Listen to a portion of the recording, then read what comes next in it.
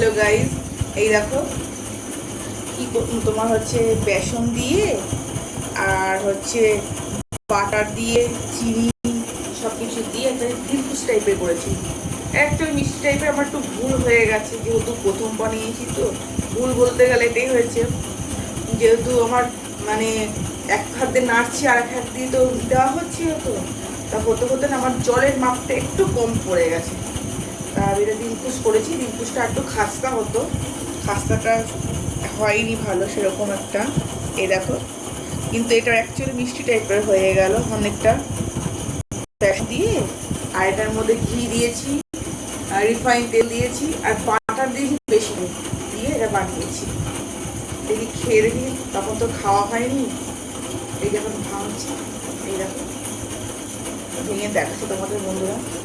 এই দেখো মানে একটু ডবার টাইপের হয়ে গেছে, যেহেতু আমার ভুলের জন্য। এটা একটু খেয়ে দেখি।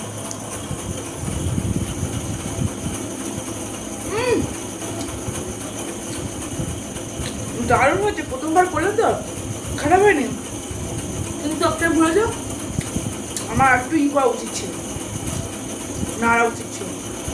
ভালো ঠান্ডা খাসতে হয়ে যাচ্ছে। এটা দিলকুশও বলতে পারো, সন্স টাইপের বলতে পারো। এরকম মিষ্টি খেতে কে কে ভালোবাসো কমেন্টে জানিও। বাই বন্ধুরা, লাইক কমেন্ট শেয়ার করো।